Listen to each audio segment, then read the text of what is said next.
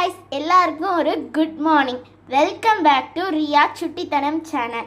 இது வரைக்கும் இந்த டிஷ்ஷை நீங்கள் யாருமே இந்த ஊரில் பார்த்துருக்கவே மாட்டீங்க. இது ஒரு கேரளா டிஷ்ஷுங்க. இதோட பேர் கல்லுமுக்காய். ஆனால் இது இங்கிலீஷில் க்ரீன் மசில்ஸ்னு சொல்லுவாங்க.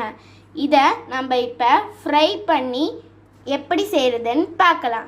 இது எங்கேருந்து கிடச்சிதுன்னு நீங்கள் கேட்கலாம். இது நாங்கள் ஃப்ரெஷ் டு ஹோம்லேருந்து வாங்கினது தாங்க. நல்லா ஃப்ரெஷ்ஷாகவே வந்திருக்கு. இப்போ இதை எப்படி செய்கிறோன்னு பார்க்கலாம்.